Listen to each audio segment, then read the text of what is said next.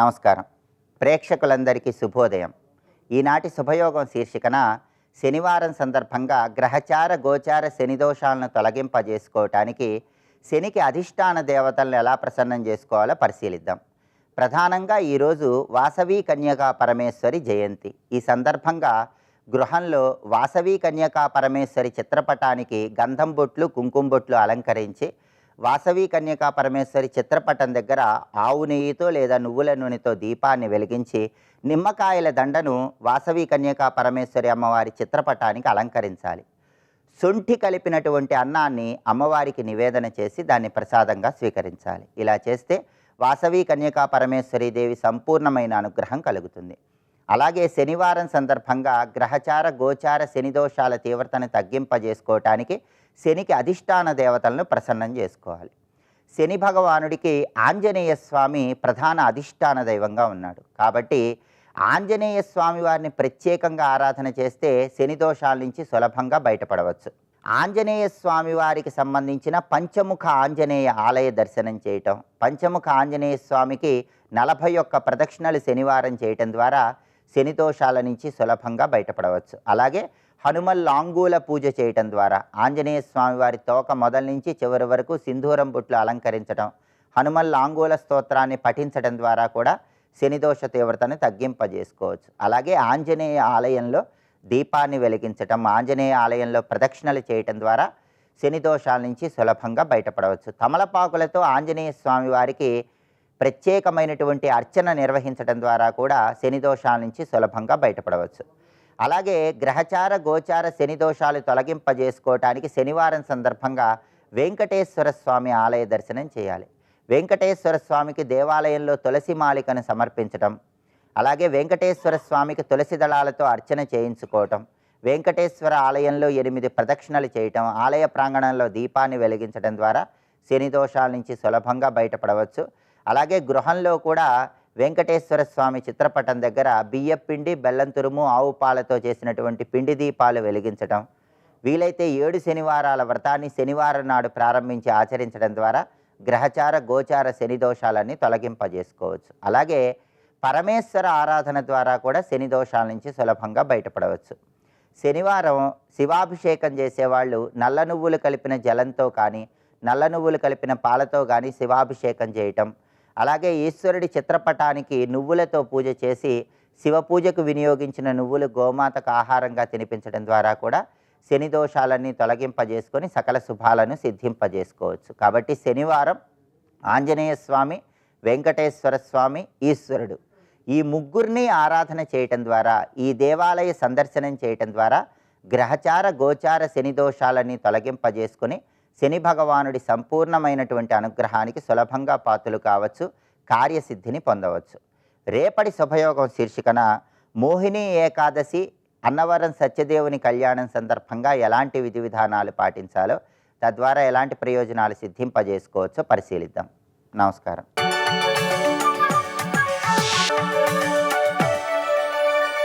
నందకిశోర నవనీత చోర నాద విహార శ్రీధర, నందకిశోర నవనీత చోర నాద విహార శ్రీధర.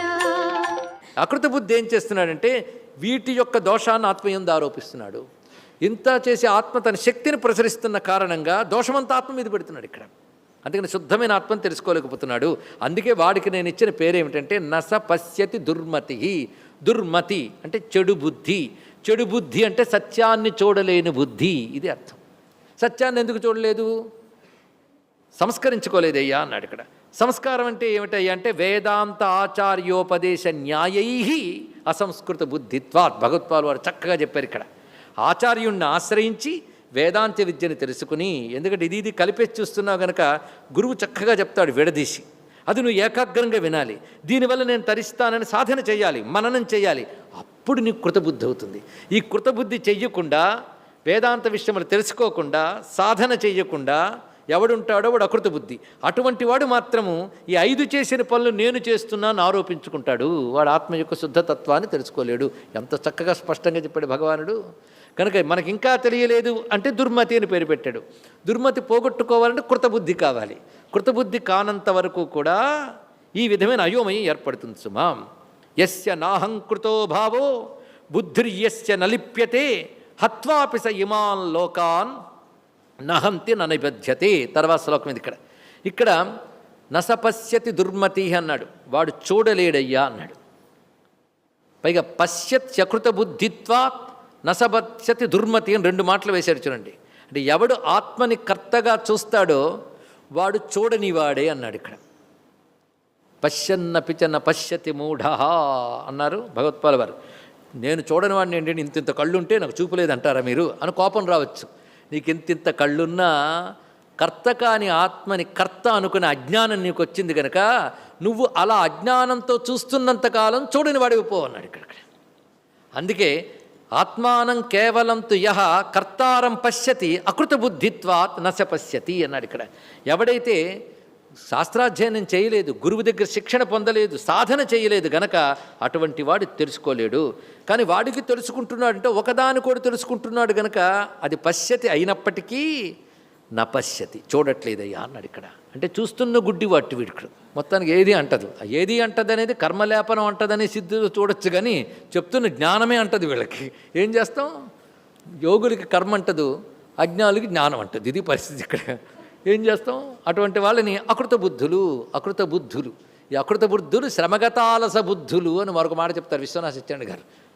అకృత బుద్ధులు అంటే బుద్ధిని సాధనలో వినియోగించలేదు. ఎలా బండగా పుట్టామో అలా బండగా మెయింటైన్ చేసుకెళ్ళిపోతున్నాం. దాన్ని చెక్కడం లేదు, పదును చేసుకోవడం లేదు, గురువుల దగ్గర శిక్షణ పొంది జ్ఞాన సాధన చేయడం లేదు గనక అకృత బుద్ధులు. శ్రమగతాలస బుద్ధులు. ఎందుకంటే సాధన చేయాలని శ్రమ పడాలి కదండి. ఎంత ఆలోచించాలో అబ్బా నేను స్ట్రెయిన్ భరించలేనండి. అందుకే బుద్ధి సరిగ్గా ఆలోచించడం అనే పని సామాన్యం కాదండి. దానికై ప్రాణాయామాది సాధనలు, నిష్కామ కర్మలు. అంటే బుద్ధి మరో పని వైపు వెళ్లకుండా ఉండాలి. అసలు పని మానిస్తే సోమరితనం. అదే శాస్త్రచోదిత కర్మలు చేస్తూ అది ఈశ్వరార్పణ బుద్ధితో చేస్తే ఇంకా ఫలాకాంక్ష లేదు కనుక కర్మ చేసినా దాని గురించి ఆలోచించేదంతా ఆత్మ గురించి ఇంకవుతుంది. అది కృతబుద్ధి. లేనప్పుడు అకృత బుద్ధి. అటువంటి వాడు పశ్యతి నపశ్యతి 2 మాటలు చెప్పాడు. పక్కన వాక్యం చూడండి. కృష్ణ పరమాత్మ కవిత్వం ఎంత మధురంగా ఉంటుందో ఆయన కంటే కవిత్వం ఆవిడ చెప్పగలండి. పశ్యతి అకృత బుద్ధిత్వాత్ నసపశ్యతి. వాడు చూస్తున్నాడు, చూడట్లేదు. ఏంటి చూస్తున్నాడు? ఆత్మని కర్తగా చూస్తున్నాడు. అది అజ్ఞానం. అందుకే కర్తారం ఆత్మానం పశ్యతి అకృత బుద్ధిత్వాత్ నసపశ్యతి కేవలంతు. ఆత్మ కేవలం అనేదాన్ని నసపశ్యతి చూడట్లేదు. వాడిని ఏమంటాను నేను? దుర్మతి అంటున్నానయ్యా అన్నాడు. ఏంటంటే కృష్ణుడు తిట్టడమే జ్ఞానం అర్థం కాకపోతే దుర్మతిని తిట్టేస్తాడా అంటే తిట్టగా ఏం చేస్తాడు? ఆయన మనం బాగు చేయదలుచుకున్నాడు కదా. గురువుగారు అలాగే చెప్తారు. కుత్సిత విపరీత దుష్ట మతి అన్నాడు. కుత్సితము విపరీతము అయిన మతి ఏదో దుర్మతి. ఎందుకంటే ఆ దుర్మతి వల్ల ఏం జరుగుతుంది? ఎందుకు దుర్మతి అంటే ఆవిడ చెడు చేస్తాడు, వాడిని కదా దుర్మతి అనాలి. నీ బుద్ధి దుర్మతి అయింది. ఎందువల్ల? మళ్ళీ నేను జనన మన పరంపరలో పడేస్తోంది కదా, అంతకంటే చెడు ఏమిటి? ఇలాంటి చెడు చేస్తోంది కనుక బుద్ధిని దుర్మతి అనాలి అన్నాడు ఇక్కడ. ఈ అజ్ఞానం చేత మళ్ళీ జనన మన పరంపరలో పడుతున్నాం. అజస్రం జనన మరణ ప్రతిపత్తి హేతుభూత మతి అస్య ఇది దుర్మతి అన్నాడు ఇక్కడ. మళ్ళీ జనన మరణ రూపమైన సంసారంలో పడేస్తున్న బుద్ధి కనుక దాన్ని దుర్మతి అన్నాడు. కనుక శుద్ధమైన ఆత్మను తెలుసుకోనంత వరకు, పైగా 5 వల్ల జరిగేదంతా నేనే నాకే అనుకున్నంత వరకు వాడు చూస్తున్న చూపు లేనివాడయ్యా. అటువంటి వాడు మళ్ళీ జనన మరణ పరంపరలో పడతాడు కనుక వాడి బుద్ధిని దుర్మతి అనాలి. మరి సన్మతి ఎలా ఉంటుందండి? అయితే దుర్మతి అని ఎలా అనాలంటే ఇదేంటండి, ఇటు పని చేయడం కనబడుతూ ఉంటే నేను చేస్తున్నా అనుకోక ఏమంటావు అంటే, చేస్తున్నవి అవి అని నేను చెప్తూ ఉంటే నేనే చేస్తున్నాను మళ్ళీ ఎందుకు అనుకుంటావు? గురువు చెప్పిన మాట కంటే గొప్పదా అంటే, మరి నేను చేస్తున్నట్టు కనబడుతోంది కదండి ఇవన్నీ అంటే, లేకపోయినా ఉన్నట్టు కనబడేవి లోకంలో చాలా ఉన్నాయి చూడన్నాడు. ఉపమానం చెప్తున్నారు చూడండి ఇక్కడ అంత విశేషంగా. యథా తైమిరిక అనేకం చంద్రం యథావా అభ్రేషు ధావత్సు చంద్రం ధావంతం యథావా వాహనే యథవా వాహనే ఉపవిష్ట అన్యేషు ధావత్సు ఆత్మానం ధావంతం అని 3 ఉపమానాలు చెప్పారు భగవత్పాల వారు ఇక్కడ. మొదటిది ఏంటంటే తైమిరిక, చీకటి రోగం కలిగిన వాడికి అనేక చంద్రులు కనబడతారు. వాడికి 1 కాదు 2-3 చంద్రులు కనబడుతుంటారు ఇక్కడ. వాడి దగ్గర వాదించి నువ్వు ఒకడే చంద్రుడు అని చెప్పినా వాడు వినడు. ఎందుకంటే వాడు రేచీకటి రోగం ఉన్నది కనుక వాడికి 2 చంద్రులు కనబడుతుంటారట అని గురువుగారు రాశారు. కానీ నాకు రేచీకటి లక్షణాలు తెలియవు. ఇక్కడ ఏం చెప్పారో అదే చెప్తున్నాను. ఇక్కడ ఏదో కంటి రోగం ఉన్నవాడికి 2 చంద్రులు కనబడుతున్నాయి. వాడి కంటి రోగం ఉంది కనుక అలాగే మాట్లాడుతున్నాడు. కనుక అజ్ఞానం చేత ఇవి కర్మ చేస్తూ ఉంటే నేను కర్మ చేస్తున్న భ్రాంతి పడుతున్నాడయ్యా. భ్రాంతి అనేది లోకంలో కూడా కనబడుతుంది. ఇంకా నీకు తెలియాలంటే మరొకటి చెప్తున్నాను. అభ్రేషు దావత్సు చంద్రం ధావంతం. మబ్బులు పరిగెడుతూ ఉంటే చంద్రుడు పరిగెడుతున్నాడు కొందరు కనబడతారు. అది నెలరాజా పరుగెడకు అని పాటలు కూడా పాడుతూ ఉంటారు. ఇక్కడ వాడు ఏం పరిగెట్టలేదు, వాడు అలాగే ఉన్నాడు. ఇక్కడ కదులుతున్నవేమిటి? చంద్రులు మాత్రమే కదులుతున్నాయి. చాందు మత్ జా అంటూ ఉంటారు కొంతమంది. ఎక్కడికి వెళ్ళకయ్యా, వాడు ఎక్కడికి వెళ్తాడు, వాడు అక్కడే ఉంటాడు. పైగా సందేశం చెప్పని పంపిస్తుంటాడు. వాడికి కదిలేవాడు కాడు. అక్కడ మేఘ సందేశం చెల్లుతుంది కానీ చంద్ర సందేశం చెల్లదు. వాడు ఇప్పుడు అక్కడే ఉంటాడు ఇక్కడ. కానీ వాడు కదిలిపోతున్న కారణం ఏమిటి? మబ్బులు. అలాగే ఈ చెప్పిన 5 వాటి పనులు చేసుకుపోతూ ఉంటే సాక్షిగా ఉన్నటువంటి ఆత్మ అది చేసింది అనుకుంటున్నా అజ్ఞానం చేత. కనుక ఎవడైతే సాక్షిగా ఉన్నాడో వాడిని నేనని తెలుసుకుంటే ఇక్కడ జరుగుతున్న వాటిని కూడా నువ్వు సాక్షిగా చూస్తూ ఉండగలవు. అది చెప్పదలుచుకున్నాడండి ఇక్కడ. ఇంకో మాట చెప్తున్నాడు. యథవా వాహనే ఉపవిష్ట.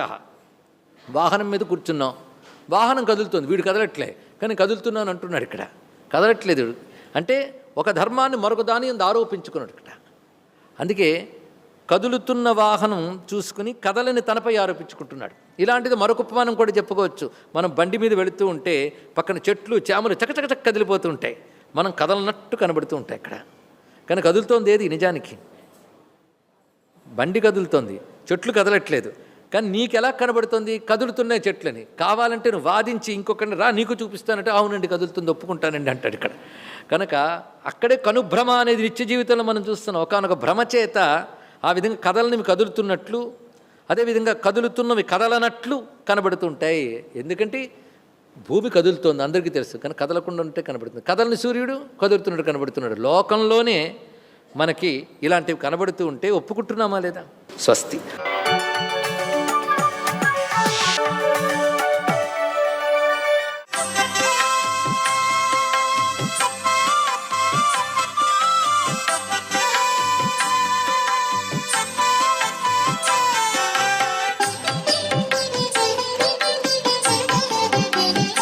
ఓం నమో నారాయణాయ. ఓం నమశివాయ. శ్రీమాత్రే నమః. ఈరోజు వాసవి కన్యకా పరమేశ్వరి దేవి యొక్క జయంతి. వ్యాపారం చేసేటువంటి ప్రతి ఒక్కరూ కూడాను ఆ చక్కని తల్లి యొక్క అనుగ్రహాన్ని ప్రసాదింపజేసుకోవడానికి ఆ తల్లిని వివిధ రకాలుగా పూజించడం సాంప్రదాయ లక్షణం. ఆ అమ్మ చక్కని తల్లి పిలిచిన పలుకుదేవత అభీష్టాలన్నింటినీ కూడాను నెరవేరుస్తుంది. అంతేకాదు ఎవరైతే కన్యకా పరమేశ్వరి ఆలయంలో కుంకుమ పూజతో పాటుగా వెండితో చేసినటువంటి పద్మపుష్పాలతో అష్టోత్తర శతనామావళి గనక ఆచరించినట్లయితే లక్ష్మీ కటాక్ష సిద్ధిని ప్రసాదింపజేస్తుంది తల్లి. వివిధ రకాలైనటువంటి తీపి పదార్థములను నైవేద్యంగా సమర్పించి వైశాఖ మాసంలో ఈ జయంతి సందర్భంగా అందరికీ గనక పంచినట్లయితే ఎవరు దానం చేస్తారో వారి పట్ల సుముఖత వ్యక్తం చేస్తుంది తల్లి. అందుకనే పూర్వజన్మలో చేసిన దాన ఫలితమే నేటి జన్మలో మనం అనుభవిస్తున్న ఐశ్వర్యమని శాస్త్రం. లక్ష్మీ కటాక్షం కలగాలంటే అంతే కదా, దాన ధర్మాల యొక్క ప్రభావం బాగా పనిచేస్తుంది. అందుకని ఈ జన్మలో కూడాను ఇటువంటి అద్భుతవంతమైన సుదినాన తోచిన చందాన దాన ధర్మాలు కనుక ఆచరించినట్లయితే ఆ తల్లి కరుణారస దృష్టికి మనం ఎల్లవేళలా పాత్రలమై తరిస్తాము కదా. ఆమె అద్వితీయమైన సౌందర్య రాశి, అంతేకాదు ఆరోగ్యప్రదాయిని, అంతేకాదు ఐశ్వర్యకారక తత్వంలో ఆ తల్లి మన్ని అనుక్షణం కూడాను అనుగ్రహించి తీరుతుంది. ఈరోజు లక్ష్మీ కటాక్ష సిద్ధి కోసం సకల ముక్కోటి దేవతా స్వరూపిణి అయినటువంటి గోమాతను కూడా అలంకరణ చేసి ఆ గోవుకు వలసినటువంటి ఆహార పదార్థాలను సమర్పించడంతో పాటు పుష్టభాగం వద్ద లక్ష్మీ అష్టోత్తర శతనామావళిని పఠించడం వల్ల, ప్రదక్షిణం నిర్వహించడం వల్ల కూడాను అద్వితీయమైన ఐశ్వర్యం కలిగి తీరుతుంది సుమా. సర్వే జనా సుఖినో భవంతు.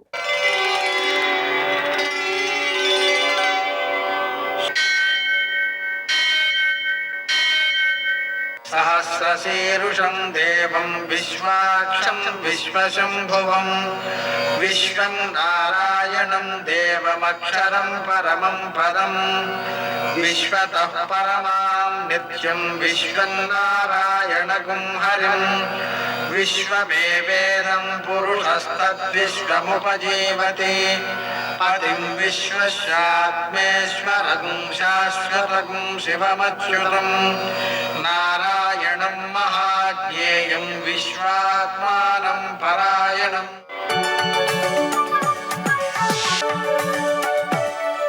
సూర్యశౌర్యమథేందురింద్రపదవీ సన్మంగళం మంగళం. పద్మావతి ప్రణయలాలిత ముగ్ధదేహ శ్రీ వెంకటేశరుణమోచనమస్తు మహ్యం. నేటి కాలమాన విశేషాలను గమనిద్దాం. స్వస్తి శ్రీ చాంద్రమాన క్రోధినామ సంవత్సరం, ఉత్తరాయణం, వసంత ఋతువు, వైశాఖ మాసం, శుక్లపక్షం, శనివారం. సూర్యోదయం 5:47, సూర్యాస్తమయం 6:38. తిథి దశమి ఉదయం 11:22 వరకు, నక్షత్రం ఉత్తర, రాత్రి 12:21 వరకు. వర్జం శేషంగా మిగిలింది ఉదయం 7:13 వరకు. దుర్ముహూర్తం ఉదయం 5:47 నుంచి 7:30 వరకు. అమృతకాలం సాయంకాలం 4:14 నుంచి 6:02 వరకు. రాహుకాలం శనివారం కాబట్టి ఉదయం 9 నుంచి 10:30 వరకు. అష్టకవర్గు రీత్యా శుభప్రదమైన సమయం ఉదయం 11 గంటలకి. నేటి విశేషం, సూర్యోదయానికి ముందే వర్జం ప్రారంభమవుతోంది 5:24 కాబట్టి 5:24 లోపులో నిద్ర లేవాలి. శనివారం కాబట్టి ఒక 1/2 కేజీ నల్ల నువ్వులతో శివునికి పూజ చేయడం, 1.5 కేజీ నువ్వుల నూనెతో అభిషేకం చేసి ఆ నూనెలో పసుపు కలిపి ఆవులకు ఒళ్ళంతా రాయడం, ఈ నువ్వులు ఆవులకు పెట్టడం. అలాగే వెంకటేశ్వర దీపారాధన, హనుమాన్ చాలీసా పారాయణ, హనుమంతునికి ప్రదక్షిణాలు చేయడం, సింధూరపు పూజ చేయడం లేదా తమలపాకులతో పూజ చేయడం, ఇవన్నీ కూడా అత్యుత్తమమైనటువంటి సత్ఫలితాలను ఇస్తూ గ్రహదోషాలని నివారిస్తూ వ్యక్తికి ఆనందాన్ని సమకూరుస్తాయి. అలాగనే ఈరోజు దశమి, రేపటి రోజున ఏకాదశి. రేపు ఏకాదశి ఉపవాసం ఉండేటువంటి సందర్భంలో మనం ఆచరించదగినటువంటి కృత్యాలలో దశమి నాడు ఏకభుక్తం అంటే పొగటు మాత్రమే భోజనం చేయాలి, రెండో పూట భోజనం చేయకూడదు. ఆ నియమాన్ని పాటించడానికి ఈరోజు కూడా రాత్రి భోజనం చేయకూడదు. అలాగే కొంతమందికి శనివారం రోజు ఏకభుక్తం అనేటువంటి నియమం ఉంటుంది, దానికోసం కూడా మనం రాత్రి భోజనం చేయకుండా ఉండడం మంచిది. నేటి ఆణిముత్యాలు.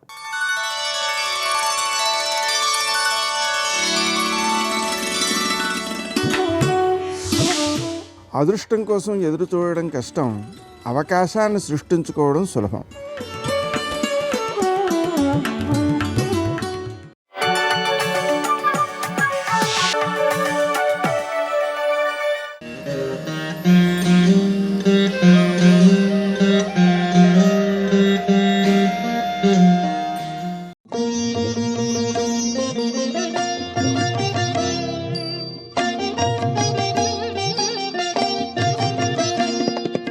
కాత్యాయనాయ విద్మహే కన్యకుమారి ధీమహి తన్నో దుర్గే ప్రచోదయాత్ అంటూ కన్యకుమారి మహిమా వైభవాన్ని వేదమంత్రాలు ప్రవచించాయి. పురాణ చారిత్రక ప్రసిద్ధిగాంచిన పెనుగొండ క్షేత్రాన్ని వాసవి కన్యక తన జన్మస్థలంగా ఎంపిక చేసుకుంది. క్రీస్తు పూర్వం నుంచి పెనుగొండ గ్రామం వైభవంగా విలసిల్లుతున్నట్టుగా అనేక చారిత్రక ఆధారాలు విశ్లేషిస్తున్నాయి. తూర్పు చాళుక్యుల కాలంలో పెనుగొండ జైన క్షేత్రంగా విరాజిల్లినట్టు ఆధారాలు చెబుతున్నాయి. 14వ శతాబ్దంలో వెలనాటి చోళ చరిత్రలో పెనుగొండ పట్టణ ప్రాశస్త్యం వివరంగా వెల్లడవుతుంది. పెనుగొండ పురాణ ప్రసిద్ధమైన దివ్యస్థలి. సాక్షాత్తు ధనాధిష్టాన దేవత అయిన కుబేరుడు నగరేశ్వర స్వామిని, మహిషాసుర మర్దిని ఈ సన్నిధిలో ప్రతిష్ఠించాడని పురాణాలు వివరిస్తున్నాయి. అలాంటి మహిమా విశేషాలు, పురాణ వైభవం ఉన్న ఈ క్షేత్రంలో నగరేశ్వర స్వామి, మహిషాసుర మర్దిని భక్తురాలిగా వాసవి కన్యక ఆవిర్భవించింది. సువిశాలమైన ప్రాంగణంలో పచ్చదనం పరిమళించే ప్రాకృతిక సౌందర్యంతో ఈ ప్రాంతం కనువిందు చేస్తుంది. అత్యంత ఎత్తైన భారీ గోపురం, ఆ గోపురంపై పలు విగ్రహాకృతులు, కళాకృతులు భక్తుల్ని ఆకర్షిస్తాయి. స్థానిక భక్తుల సహకారంతో, ఆర్థిక చేయూతతో ఈ క్షేత్రం దినదిన ప్రవర్ధమానమవుతోంది. ఎంతో ప్రాచీనమైన ఈ ఆలయంలో శ్రీ మహిషాసుర మర్దిని సమేత నగరేశ్వర స్వామివారు ఎన్నో శతాబ్దాలుగా కొలువుతీరి ఉన్నారు. తదనంతర కాలంలో వాసవి కన్యకా పరమేశ్వరిని భక్తులు ఈ లోగిలిలో సుప్రతిష్ఠితం చేశారు. మగువకు ప్రాణం కన్నా నమ్మిన సిద్ధాంతం కోసం, సౌభాగ్య సిద్ధి కోసం ఆత్మత్యాగమే మిన్న అనే సత్యాన్ని లోకానికి అందించింది వాసవీదేవి. పెనుగొండను పాలించే చోళరాజు వాసవి కన్యకాంబను మోహించగా అతనితో వివాహం ఇష్టం లేని కన్యకాదేవి అగ్ని ప్రవేశం చేసి ప్రాణత్యాగం చేసిందని భక్తులు విశ్వసిస్తారు. పరమేశ్వరి స్వరూపిణిగా జగదాంబ ఆచంద్ర తారార్కం వ్యక్తమవుతోంది. ఆర్య వైశ్యుల ఇంట పుట్టిన వాసవేశ్వరి అలనాటి నుంచి వైశ్య వణిజుల ఆరాధనీయ మూర్తిగా వెలుగొందుతోంది. ఉభయ తెలుగు రాష్ట్రాల్లో ఎన్నో ప్రదేశాల్లో వాసవి కన్యకా పరమేశ్వరి దేవస్థానాలున్నాయి. అయితే ఆ దేవస్థానాలన్నింటికీ మాతృక సన్నిధి, ప్రధాన దేవస్థానం, అమ్మవారి పుట్టిల్లు పెనుగొండ వాసవి కన్యకా పరమేశ్వరీదేవి దివ్య సన్నిధానం. పెనుగొండ అంటే పెద్ద కొండ, వరాల సిరులు కురిపించే పెద్ద కొండే ఈ పెనుగొండ. వాసవి కన్యకా పరమేశ్వరి పుట్టిల్లుగా, పుణ్యాల పేటిగా పెనుగొండ వర్ధిల్లుతోంది. సకల మనోభీష్టాల్ని నెరవేర్చే అనురాగవల్లిగా, అన్ని కామ్యాల్ని నెరవేర్చే కల్పవల్లిగా కన్యకా పరమేశ్వరీదేవి గర్భాలయంలో దర్శనమిస్తుంది. సకలాభరణయుక్తంగా, దేదీప్యమానంగా వెలిగిపోతూ దివ్య కాంతి పుంజాల్ని వెదజల్లుతూ కన్యకాదేవి కమనీయ రూపిణిగా గోచరమవుతుంది. సంపూర్ణ రజత కవచధారిణిగా, సిరివెన్నెల చంద్రికలు విరిజిమ్మే స్నిగ్ధ దరహాసినిగా వాసవి పరమేశ్వరి వర్ధిల్లుతోంది. వాసవి కన్యకా పరమేశ్వరి జయంతి, ఆత్మార్పణ దినోత్సవాల్లో ఈ క్షేత్రానికి భక్తులు విరివిగా విచ్చేస్తారు. మంటపంలో భారీ నంది విగ్రహాలు జంటగా కొలువుతీరి ఉండటం విశేషం. కుబేరుడు ప్రతిష్ఠించిన నగరేశ్వర స్వామి భారీ శివలింగాకృతి ధీర గంభీరంగా ప్రకటితమవుతుంది.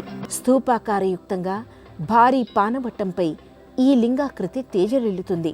ప్రతి సోమవారం నగరేశ్వర స్వామివారికి మహన్యాసపూర్వకంగా క్షీరాభిషేకాన్ని నిర్వహిస్తారు. తదనంతరం విభూతి అలంకరణతో పుష్పమాల శోభితంగా నగరేశ్వరుణ్ణి నయన సమ్మోహనంగా అలంకరిస్తారు. అమ్మవారికి ఊంజల్ సేవను నిర్వహించే అద్దాల మంటపం వింత శోభతో సౌందర్యాత్మకంగా ఆకర్షిస్తుంది. ఆలయ ప్రాంగణంలో అమ్మవారి ఆత్మార్పణ చేసుకున్న స్థలం ఇప్పటికీ ప్రత్యేక కట్టడంగా గోచరమవుతుంది.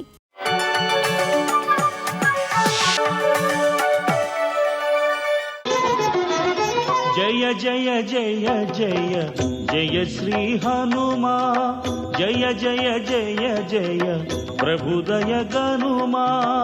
పాలలోనే ఉన్న నెయ్యి ఎంతో సాధన చేస్తే తప్ప పైకి రానట్టు ఆ పాలు తేవాలి, కాచాలి, పొంగిపోకుండా చూసుకోవాలి, పొయ్యి మించి దింపాలి, నీళ్లు చల్లాలి, పెరుగు తేవాలి, తోడు పెట్టాలి, పెరుగవ్వాలి, కవ్వం దింపాలి, నీళ్లు పొయ్యాలి, చల్ల చెయ్యాలి, వెన్న తేలాలి, చేత్తో తీయాలి, గిన్నెలో వెయ్యాలి, పొయ్యి మీద పెట్టాలి, సన్నని సెగ మీద కాల్చాలి, అప్పుడు నెయ్యి వస్తుంది. కానీ నెయ్యి ఎక్కడది? పాలలోదే.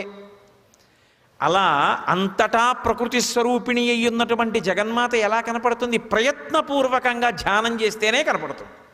అందుకే దదర్శ శుక్లపక్షాదౌ చంద్రరేఖామివామలాం మంద ప్రఖ్యాయమానేన రూపేణ రుచిరప్రభాం పినద్ధాం ధూమజాలేన శిఖామవి విభావసోహో పీతేనైకేన సంవీతాం క్లిష్టేనోత్తమవాసస. ఏమి శ్లోకాలు వేసేశారో మహర్షి! నిజంగా పినద్ధాం ధూమజాలేన శిఖామవి విభావసోహో. మీకు అసలు ఏ కావ్యంలో కనపడవు ఇటువంటి ఉపమానాలు. ఆ తల్లి ఎలా ఉందంటేట, పొగ పట్టినటువంటి అగ్ని కీలలా ఉందిట. చుట్టూ పొగ ఆవరించింది. అగ్ని కీల ఆ పొగలోంచి ప్రకాశించాలని ప్రయత్నం చేస్తోంది. ఇప్పుడు అది ఎలా ఉంటుందో అమ్మవారు అలా ఉంది, సీతమ్మ అలా ఉంది. అగ్ని కీల సీతమ్మ, చుట్టూ ఉన్న పొగ రావణుడు రాక్షసులు. అగ్ని పైకి లేస్తుంది, పొగ ఏదో ఒకనాడు పోతుంది. జ్వాల నిలబడుతుంది, పొగ పోతుంది. ప్రయత్నించిన పొగ ఎప్పటికీ అగ్ని నిర్ధనం చేయలేదు. పొగ ఉండదు, అగ్ని నిలబడుతుంది. అమ్మవారు శాశ్వతమైన కీర్తి గణిస్తుంది. ఆవరిద్దామని ప్రయత్నించినటువంటి ధూమం లాంటి రాక్షసులు నశించిపోతారు. చెప్పకుండా చెప్పడం కావ్యంలో. అందుకని పినద్ధాం ధూమజాలేన శిఖామవి విభావసోహో పీతే నైకేన సంవీతాం క్లిష్టేనోత్తమవాసస. ఒకే ఒక్క పట్టుచీర, అది పచ్చటి పట్టుబట్ట. ఎప్పుడు కట్టుకుందో, సీతాపహరణం జరిగేటటువంటి రోజున కట్టుకున్నటువంటి పట్టుబట్ట. ఆ పట్టుబట్టతోటే ఉన్నదు సుమా. మళ్ళీ చెప్తున్నారు మహర్షి. కాబట్టి క్లిష్టేనోత్తమవాసస వ్రీళితాం దుఃఖ సంతప్తాం పరిమ్లానాం తపస్వినీం గ్రహాణాంగారకేణేవ పీడితామివరోహిణీం. ఇన్ని అసలు అద్భుతాలు ప్రయోగించేశారంతే. వ్రీడితాం, ఆమె సిగ్గుపడుతోందిట. ఏమిటి సిగ్గుపడ్డం ఎందుకు అంటే, కొడుకు కొడుకులా ప్రవర్తించాలి, కొడుకు పురుషుల్లా ప్రవర్తించాడు అనుకోండి, ఆ తల్లి సిగ్గుపడుతుంది, ఇటువంటి దౌర్భాగ్యుడికి జన్మనిచ్చానని. అమ్మా అన్న మాట వినపడగానే కామవికారం అణిగిపోతుంది. నేను మీ అమ్మలాంటి దాన్ని అన్నారనుకోండి ఎవరైనా, మా మన్నించండి అంటాడు. ఎంత దుర్మార్గుడు కూడా. అటువంటిది జగన్మాత, పరకాంత, మహాపతివ్రత, రామచంద్రమూర్తి ఇల్లాలు. ఆమెని తీసుకొచ్చి తల్లి లాంటిది, గృహలక్ష్మి గృహే గృహే, అటువంటి తల్లిని చూడకూడని చూపు చూస్తుంటే ఆవిడ సిగ్గుగా ఉండదు ఇటువంటి బిడ్డ అని. అది ఆమె ఉత్తమ సంస్కారం, అందరినీ బిడ్డలుగా చూడడం. సర్వం శ్రీ ఉమామహేశ్వర పరబ్రహ్మార్పణమస్తు. స్వస్తి.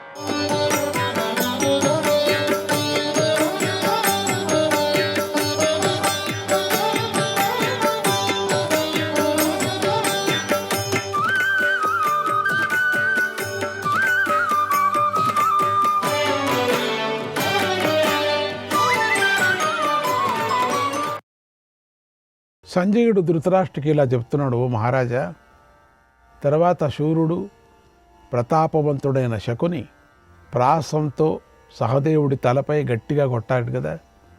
ఆ దెబ్బకు సహదేవుడు ఎంతో కలత చెంది రథాసనపై కూర్చున్నాడు. మొదటి నుంచి ఈ శకునికి వాడి మీదే ఉండింది.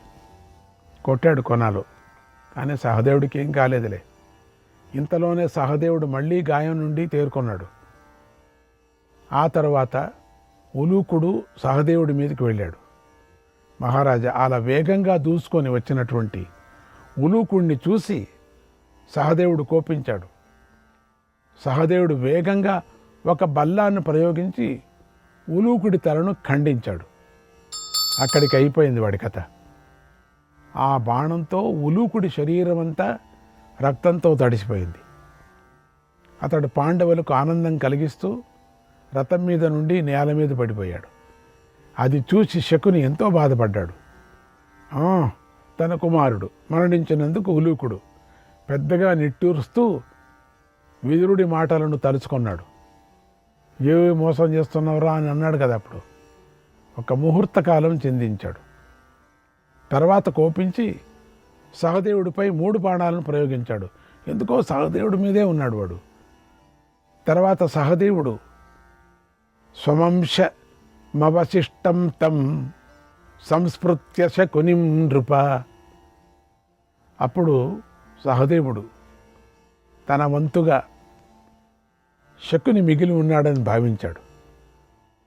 బంగారు ఆభరణాలతో అలంకరించబడిన తన రథాన్ని ఎక్కి సహదేవుడు శకుని వెంటబడ్డాడు. అప్పుడు సహదేవుడు పెద్ద విల్లు తీసుకొని ఎక్కుపెట్టాడు.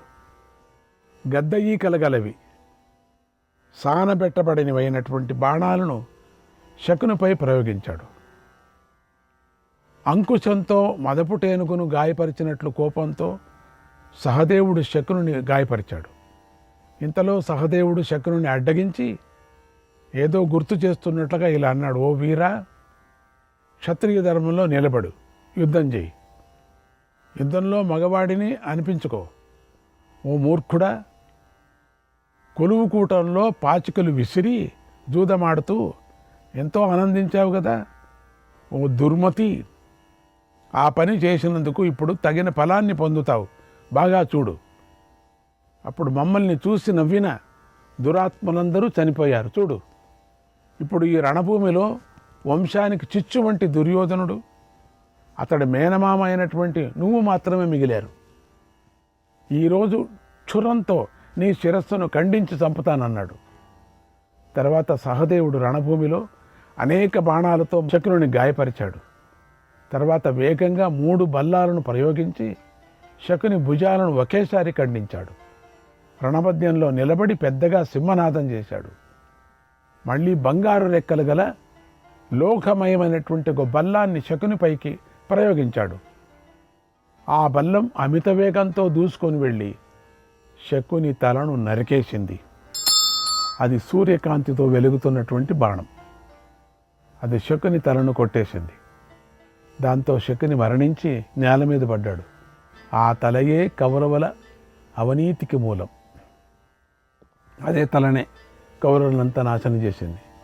వీరుడైన సహదేవుడు శకుని భుజాలను నరికిన తరువాత రక్తంతో తడిసిన శకుని శవం ఆ మహారథం నుండి నేల మీద పడి కొద్దిసేపు వెలవెల తన్నుకుంది. అంటే ఇంకేదైనా మోసంతో పాచికలు వేస్తామని తన్నుకుంది. రక్తంతో తడిసి తన లేకుండా నేలపై పడి ఉన్నటువంటి శకుని చూసి నీ యోధులు ఎంతో భయపడ్డారు. తలే లేదు, ఎక్కడ పడిపోయిందో తెలియదు. తల లేనటువంటి పడింది కిందకి ఆ శరీరం. శక్తినంతా కోల్పోయారు. శస్త్రాలను చేతిలో పట్టుకొని తమకు కనిపించిన దిక్కుకు పారిపోయారు. ఇంకంతే కదా, నీ యోధుల ముఖాలు ఎండిపోయాయి. చైతన్యం నశించింది. భయంతో పీడించబడి దుర్యోధనుడితో కలిసి పారిపోయారు. అలా శకుని మరణానికి పాండవులు ఎంతో ఆనందించారు. వారందరూ కూడా శ్రీకృష్ణుడితో సహా ఎంతో ఉత్సాహంతో సైనికులకు ఉల్లాసాన్ని కలిగిస్తూ శంఖాలను ఊదారు. అందరూ సహదేవుణ్ణి అభినందించారు. ఓ వీర, మోసంతో ఉన్న శకుని అతడి కొడుకును కూడా నువ్వు యుద్ధంలో వధించావు. ఇది మన అదృష్టం అని మెచ్చుకున్నారు అన్నాడు సంజయుడు. శ్రీకృష్ణాయ పరమాత్మనే నమః. 29వ అధ్యాయం. సంజయుడు ధృతరాష్ట్రుడికి ఇలా చెప్తున్నాడు, మహారాజా, శకుని చనిపోయాడు. తర్వాత శకుని అనుచరులు కోపించారు. ప్రాణాలపై ఆశ విడిచిపెట్టి వేగంగా పాండవులను చుట్టుముట్టారు. అప్పుడు భీమార్జునులు వేగంగా రంగంలోకి దిగారు. మీదికొస్తున్నటువంటి శకుని అనుచరులు ఆ అర్జునుడు అడ్డగించాడు. అలాగే భీముడు వారిని అడ్డగించాడు. వారందరూ శక్తులు, పృష్ఠులు, ప్రాసాలు పట్టుకొని సహదేవుణ్ణి చంపాలని వచ్చారు. వారి సంకల్పాన్ని అర్జునుడు వ్యర్థం చేశాడు. అర్జునుడు లోకైక వీరుడు. అతడి బాణాలకు సేన నాశనమైపోయింది. తర్వాత ఎంతోమంది పాండవ సేనలో నుండి బయటకు వచ్చి నీ వారిని చంపసాగారు. ముహూర్త కాలంలో నీ సైన్యమంతా నశించిపోయింది. నీ కొడుకు వద్ద 11 అక్షోహిణి సేనను పాండవులు శృంజయులు వధించారు. ఇప్పుడు మహాత్ములైన నీ వేల కొద్ది రాజుల్లో, ఎంతో వేల కొద్ది రాజులంతా ఒక దుర్యోధనుడే కనిపిస్తున్నాడు. అతడెంతో తీవ్రంగా గాయపడి ఉన్నాడు. రణభూమిలో అన్ని దిక్కులను చూశాడు. రణభూమినంతా గమనించాడు. అంతా శూన్యంగా కనిపించింది. ఏ ఒక్క యోధుడు లేడు. పాండవులు మాత్రమే తమ కోరిక తీరటంతో ఆనందంగా కేరింతలు కొడుతున్నారు. మహాత్ములైన వారి బాణాలు చప్పుళ్లను విని దుర్యోధనుడు ఎంతో శోకంతో నిండిపోయాడు.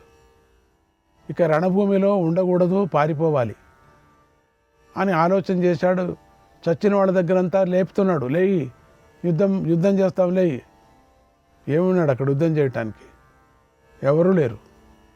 అయ్యో, ఒక గుర్రము లేదు, ఒక అశ్వము లేదు. ఏంటిది, ఏమైంది? అది ఒక ఏనుగు లేదు. ఎవ్వరూ కనపడటం లేదు. కొన్ని చోట్ల జారిపడ్డాడు, రక్తం కదా. కొన్ని చోట్ల దిగబడ్డాడు. కొన్ని చోట్లంతా చిచిచి అనుకున్నాడు. అక్కడంతా చూశాడు, రణభూమిలో అటు చూశాడు, వాళ్ళంతా కేకలు వేస్తున్నారు, పాటలు పాడుతున్నారు, శంఖాలు ఊతున్నారు. వీళ్ళ తట్టు అట్లా లక్షల కొద్దీ పడిపోయారు, ఎవరూ లేరు, నడచడానికి కూడా దారి లేదు. ఎవరెవరినో పిలిచాడు, ఎవరూ లేరు అక్కడ. ఇక రణభూమిలో ఉండకూడదు, పారిపోవాలి, ఇక ప్రయోజనం లేదు ఇక్కడ ఉంటే అని ఆలోచించాడు. అప్పుడు అతడి వద్ద ఏ వాహనాలు లేవు, అక్కడ ఏ సైన్యమూ లేదు అన్నాడు సంజయుడు. ఆ మాటలు విని ధృతరాష్ట్రుడు ఎంతో బాధపడుతూ ఇలా అన్నాడు. ఇప్పుడు బాధ వచ్చింది. ఓ సంజయ, నా సేనలు సంహరించబడ్డాయి, నా శిబిరాలు శూన్యాలైపోయాయి. శిబిరాల దగ్గర కూడా వెళ్ళి చూశాడు, ఎవరు ఉన్నారా లోపల అని. ఇక ఆ సమయంలో నా వైపున రణభూమిలో ఎవరైనా మిగిలి ఉన్నారా అని ఇంకా చూశాడు. సంజయ, నాకు ఈ విషయం చెప్పు. తన సైన్యమంతా నాశనం కావటాన్ని చూసి మూర్ఖుడైన నా కొడుకు ఒంటరి అయిపోయాడు కదా, అప్పుడు రణభూమిలో ఏం చేశాడు? అప్పుడు సంజయుడు ఇలా అన్నాడు. ఓ మహారాజా, పాండవ మహాబలంతో 2000 రథాలు, 700 ఏనుగులు, 5000 గుర్రాలు, 10,000 మంది సైనికులు మాత్రమే మిగిలారు. వీరందరినీ తోడుగా తీసుకొని ధృష్టద్యుమ్నుడు యుద్ధభూమిలోకి నిలబడ్డాడు. దుర్యోధనుడు మాత్రం ఒంటరిగా ఒక్కడే ఉన్నాడు ఇక్కడ. అతడి వైపున ఎవరూ లేరు, అతడికి తోడుగా ఎవరూ నిలబడలేదు. శత్రువులు ఆనందంతో గర్జనలు చేస్తున్నారు. తన బలమంతా నాశనం అయిపోవటాన్ని చూసి దుర్యోధనుడు భయపడ్డాడు. చనిపోయిన తన గుర్రాన్ని విడిచిపెట్టి ఒంటరిగా తూర్పు దిక్కుకు పారిపోయాడు. గుర్రం అంటే వాడికి ప్రీతి చాలా. తన గుర్రం మాట వింటుంది, అది కేవలం చెప్తే చాలు వింటుంది. దానికి ఏం చేయాల్సిన కళ్ళాళ్ళు కూడా పట్టుకోవాల్సిన పనిలే. అంత బాగా సాకాడు ఆ గుర్రం, వదలలేకపోయాడు గుర్రాన్ని. ఇంతవరకు రక్షించింది అదే. ఇక దాన్ని వదిలేసి ఏడుస్తూ, ఇంతమంది చనిపోయింది వాడికి దుఃఖం లేదు, తన గుర్రం చనిపోయిందని దుఃఖం. చూడండి ఎట్లుంది. నీ పుత్రుడు 11 అక్షోహిణులకు ప్రభువు కదా అప్పుడు ఒకప్పుడు. అలాంటి దుర్యోధనుడు ఒంటరిగా గద పట్టుకొని కాళ్లతోనే పరిగెత్తాడు. తర్వాత అక్కడ ఉన్న ఒక మడుగు వైపుకు నడిచాడు. కొంత దూరం నడిచి బుద్ధిమంతుడైనటువంటి విదురుడి మాటలను జ్ఞాపకం చేసుకున్నాడు. ఇదం నూనం మకా ప్రాజ్ఞః, ఇదం నూనం మకా ప్రాజ్ఞః, విదురో దృష్టవాన్ పురా, విదురో దృష్టవాన్ పురా, మహద్వైస సమస్మాకం క్షత్రియాణాంచ సంయుగే, క్షత్రియాణాంచ సంయుగే. విదురుడు మహాప్రాజ్ఞుడు, బుద్ధివంతుడు. ఆయన గతంలోనే యుద్ధభూమిలో జరిగే మా వినాశనాన్ని, క్షత్రియ సంహారాన్ని తప్పకుండా గ్రహించి ఉంటాడు. ఈ లోక వినాశనాన్ని ఆయన ముందే చూసి ఉంటాడు, తెలుసుకొని ఉంటాడు. నా గతి ఇలా పడుతుందని కూడా గ్రహించి ఉంటాడు. అయ్యో అని బాధపడ్డాడు. అప్పుడు బాధపడ్డాడు. ఇలా ఆలోచిస్తున్నటువంటి దుర్యోధనుడి మనస్సు దుఃఖంతో బాగా తప్పించిపోయింది. ఇంతవరకు దుఃఖపడలేదు వీడు, ఇప్పుడు పడ్డాడు. ఇక మడుగులోకి ప్రవేశించాలని అనుకున్నాడు. అటు రణభూమిలో దృష్టద్యుమ్నుడు మొదలైన పాండవులు కోపంతో నీ సేనపై దాడి చేశారు. ఇక్కడ కొంతమంది ఉన్నారు కదా, వాళ్ళు ప్రాసారాలు, శక్తులు, రుష్టులు పట్టుకొని సింహనాదాలు చేస్తూ ఉన్నటువంటి నీ సేనల సంకల్పాన్ని అర్జునుడు వ్యర్థం చేశాడు. పదునైన బాణాలతో వారి అమాత్యులను, బంధువులను సంహరించాడు. ఎన్నో లక్షలుగా ఉన్న నీ పుత్రుడు సేనలో కేవలం అశ్వత్థామ, కృతవర్మ, కృపాచార్యుడు, నీ పుత్రుడైన దుర్యోధనుడు తప్ప ఇంకెవరూ ప్రాణాలతో మిగల్లేరు. దృష్టద్యుమ్నుడు బంధించబడిన సంజయుణ్ణి చూసి నవ్వుతూ ఇలా అన్నాడు. ఇతడిని బంధించి ఏం లాభం, ఇతడు ఉన్నా ప్రయోజనం లేదు అన్నాడు. అది విని సాత్యకి పదునైన కత్తిని తీసి నన్ను చంపబోయాడు. అప్పుడు బుద్ధిమంతుడైన వ్యాస మహర్షి దృష్టద్యుమ్నుడి వద్దకు వచ్చి ఇలా అన్నాడు. ఈ సంజయుణ్ణి ప్రాణాలతో వదిలేయండి, ఇతడిని చంపకూడదు అన్నాడు. ఆ మాటలు విని సాత్యకి వెంటనే ఇలా అన్నాడు. ఓ సంజయ, నీకు శుభం, వెళ్ళు అని విడిచిపెట్టాడు. నేను అతడి అనుమతిని పొంది కవచాన్ని విడిచిపెట్టాను, ఆయుధాలను వదిలిపెట్టేశాను. సాయంకాల సమయంలో హస్తినాపురం వైపు బయలుదేరాను. అప్పుడు నా శరీరం రక్తంతో తడిచిపోయింది. 1 క్రోసుడు దూరం వచ్చాను. అప్పుడు అక్కడ నాకు దుర్యోధనుడు కనిపించాడు. వస్తూ దారిలో కనిపించాడు. అతడు గదను చేతిలో పట్టుకొని ఒంటరిగా నిలబడి ఉన్నాడు. అప్పుడు దుర్యోధనుడు రక్తంతో తడిసి తీవ్రంగా గాయపడి ఉన్నాడు. నన్ను చూసి ఎంతో దుఃఖించాడు, బావురమని ఏడ్చాడు. అటువంటి కన్నీరు నేను కార్చింది ఎప్పుడూ నేను చూడలే. కన్నీరు బాగా కారుతూ ఉండగా నన్ను సరిగ్గా చూడలేక కూడా పోయాడు. నేను కూడా ఎంతో దీనంగా నిలబడ్డాను. నాకు ఏడుపు రాలేదు, కానీ ఆశ్చర్యం అవుతున్నది. ఎందుకంటే వీడు ఏడ్చిందే నేను చూడలేదు అనుకున్నాడు. ఆ పరిస్థితిలో రారాజు నన్ను చూస్తూ నిలబడ్డాడు. నేను కూడా ఒంటరిగా నిలబడి అలా బాధపడుతున్నటువంటి దుర్యోధనుడిని చూసి నేను ఎంతో దుఃఖించాను. రాజా, ఒక ముహూర్త కాలం ఏమీ మాట్లాడలేకపోయాను. అభిషేకాలు చేసుకొని మంచి విలువైన కిరీటాలు ధరించిన వేల కొద్ది రాజులు దుర్యోధనుడికి కానుకలు ఇచ్చేవారు. అందరూ దుర్యోధనుడికి లోపడి ఉండేవారు. అలాంటిది ఈ రోజున రారాజు ఒంటరిగా నిలబడ్డాడు. ఒకడే నిలబడ్డాడు, ఎవరు లేరు అక్కడ.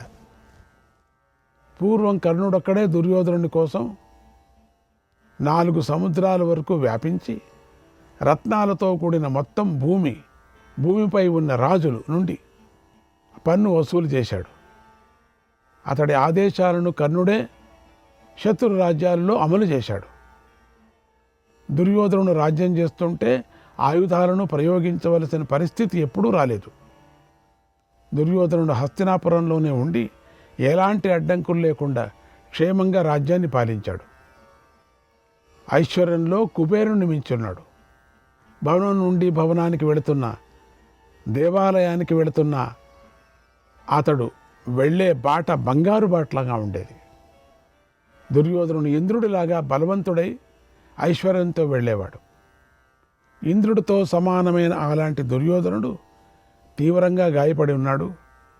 నేలపై కాళ్లతో ఒంటరిగా నిలబడి ఉన్నాడు. ఆ దుర్యోధనుడిని చూసి నాకెంతో దుఃఖం కలిగింది. లోకనాథుడైన అలాంటి రాజుకు సాటిలేని ఆపద కలిగింది. యా బలీయాన్ విధిరేవహి. ఆహా, ఏంటిది! విధి ఎంత బలమైందో కదా. ఆ తర్వాత దుర్యోధనుడికి నేను బంధించబడటాన్ని, వ్యాసుడి అనుగ్రహంతో బ్రతికి బయటపడటాన్ని అంతా చెప్పాను. అతడు ఒక ముహూర్త కాలం పాటు ఎంతో చింతించాడు.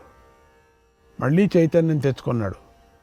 తన సోదరుల గురించి, సకల సేనల గురించి నన్ను అడిగాడు. అప్పుడు నేను ప్రత్యక్షంగా చూసిన విషయాలన్నీ చెప్పాను. నీ సోదరులందరూ మరణించారు. నీ సైన్యమంతా నాశనమైపోయింది. యుద్ధభూమిలో నీ రథికులలో 3 మిగిలారు. నేను నీ వద్దకు వచ్చేటప్పుడు ఆ మాటే వ్యాసుల వారు నాకు చెప్పారు అని అన్నారు. ఆ మాటలు విని దుర్యోధనుడు దీర్ఘంగా నిట్టూర్చాడు. మాటిమాటికి నన్ను చూస్తూ చేతితో నన్ను తాకి ఇలా అన్నాడు, ఓ సంజయ, యుద్ధంలో నువ్వు తప్ప మరెవరూ ప్రాణాలతో బ్రతకలేరు. ఇప్పుడు నువ్వు తప్ప నాకెవరూ తోడు లేదు సంజయ. కానీ ఆ పాండవులకు ఎందరో సహాయకులు ఉన్నారు కదా.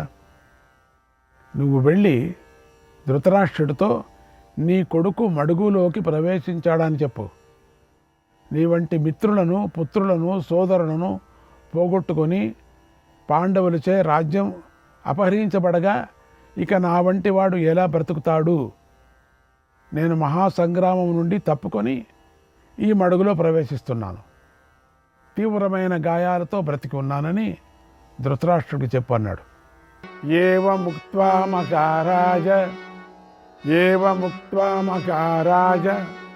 ప్రావిశత్ తం